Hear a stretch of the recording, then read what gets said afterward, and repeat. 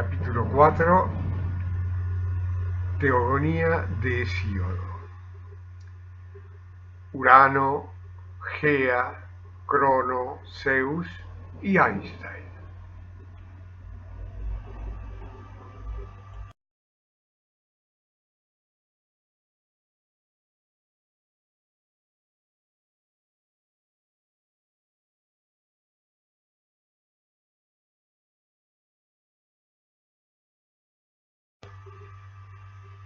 La Teogonía de Hesíodo narra, culminando el mito fundacional entre Teos y Caos. Esta teogonía narra las relaciones entre Urano y Gea o Gaia, que generan el cosmos, orden, emergente de las relaciones entre Caos, la sustancia sin forma, con la que crean las formas los dioses, Teos. Urano representa la energía creadora por excelencia del universo. Dice el mito que era el hijo de Éter. Gea representa la tierra o la materia con la que crea el cielo uraniano. Ambos se unieron para crear y así fueron naciendo los dioses, entre ellos el menor, denominado Crono o el tiempo, y luego Saturno por los romanos. La creatividad, fogosidad y ansia de perfección de Urano era tan grande que cubría a Gea todas las noches y volvía a enterrar en su vientre a todos aquellos hijos que no cumplían con sus expectativas de perfección. Cansada de la aparente crueldad y del acoso uraniano, Gea urdió un plan para liberarse del asedio. Mandó a fabricar una guadaña de proporciones celestiales y le pidió a sus hijos que la emplearan en contra del padre. El único que aceptó fue Crono o Saturno. Un atardecer en el que Urano se aprestaba a cubrir nuevamente a la pobre Gea, Crono le rebanó los genitales con un certero guadañazo, tomando el poder sobre Gea y sus hijos y casándose con su hermana Rea. Crono es el tiempo y Rea es el fluir del tiempo, que veremos que nos mata a todos. Su reinado fue sombrío, signado por el miedo, porque un oráculo le había informado que uno de sus hijos lo destronaría. Con el fin de evitar las consecuencias de la profecía, Crono Saturno se comía prolijamente a sus hijos a poco de nacer. En el Museo del Prado hay un cuadro de Goya de su época negra que retrata con horrible precisión el acto motivado en la temerosa conservación del poder de Crono.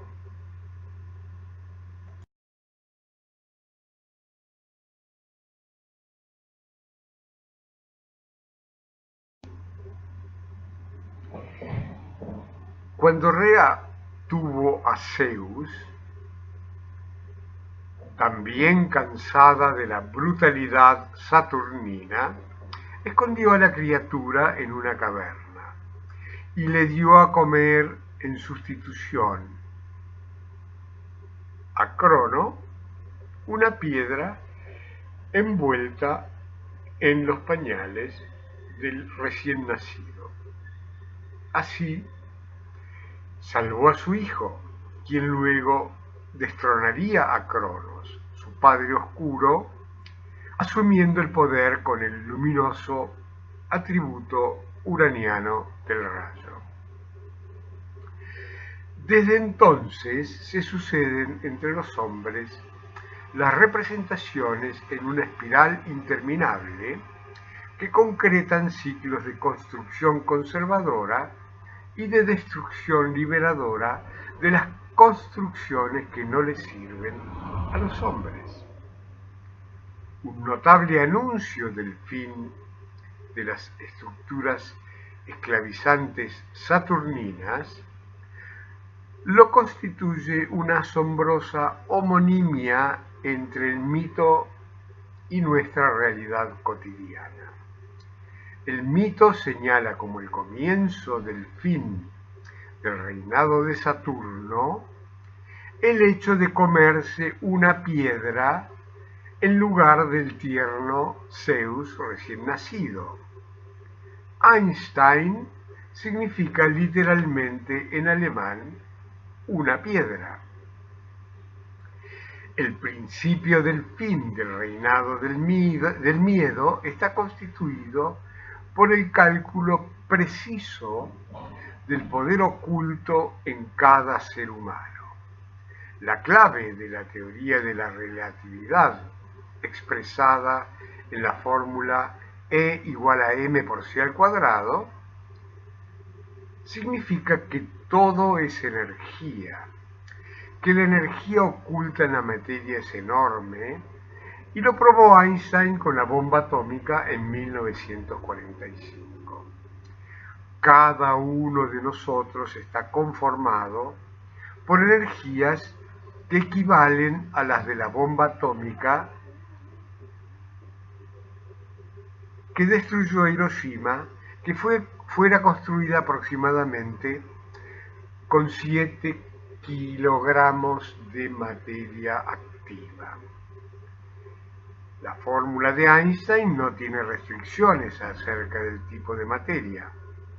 Entonces, si somos tan poderosos como 10 bombas atómicas, ¿de qué podríamos tener miedo?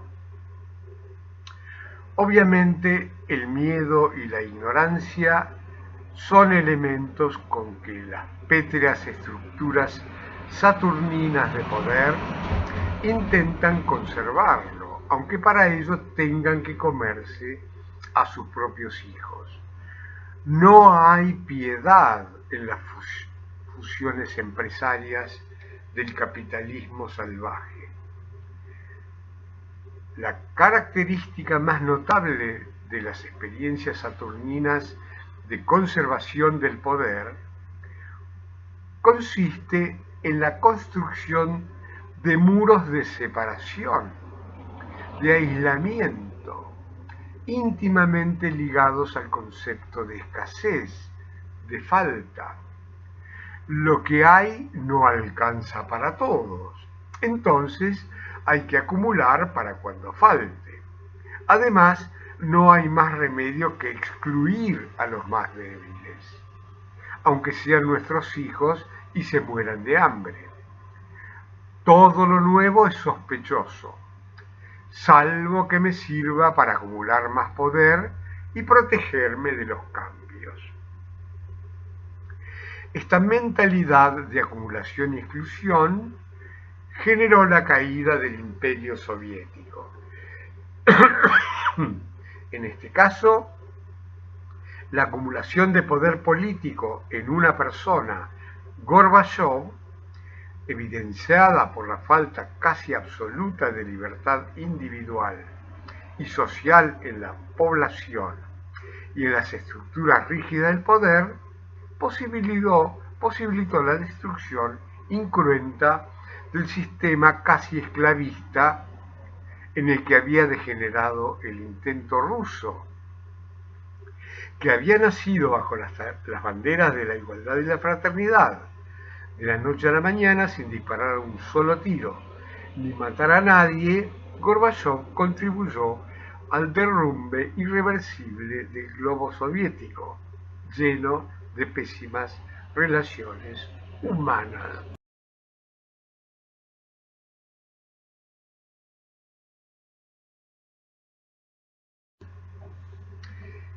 El capitalismo globalizado, tomando como bandera la libertad económica, distribuye algo del poder político y de libertad individual, pero acumula insaciablemente e irreversiblemente el poder económico, generando exclusiones dentro y fuera de sus dominios reconocidos. A punto tal que el dinero se ha convertido en un elemento escaso y caro que no fluye como debiera, sino que está siendo endicado y acumulado en cada vez menos manos. La expansión global, cada vez más notoria, que tiene asiento en la universalización del sistema financiero, que a su vez mantiene relaciones íntimas, pero ocultas, con el narcotráfico y el tráfico de armas, sigue con tanta precisión el modelo saturnino que el capitalismo ya ha comenzado a comerse a sus hijos dilectos, los consumidores. Porque la peor esclavitud es la miseria, particularmente cuando viene disfrazada de libertad. Ninguno de los dos ensayos polares, del comunismo y del capitalismo, ha comprendido la razón esencial de su fracaso. La libertad, la igualdad y la fraternidad humanas no son valores que puedan excluirse mutuamente ni desarrollarse por separado, sin crear estructuras de dominación cristalizadas que irremediablemente tendrán que ser destruidas.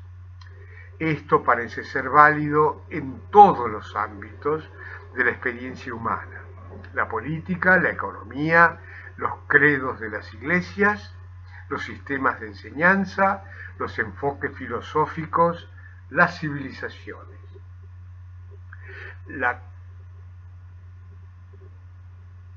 También las organizaciones, las empresas, los grupos de parejas, las parejas humanas y finalmente las personas individualmente. La conexión con el miedo, con el pensamiento dogmático, las relaciones no amorosas, la falta de cuidado, la rigidez, la rutina, la desidia son expresiones mucho más conectadas con la naturaleza animal que con la naturaleza divina del hombre. Por eso son mortales, según la mitología griega.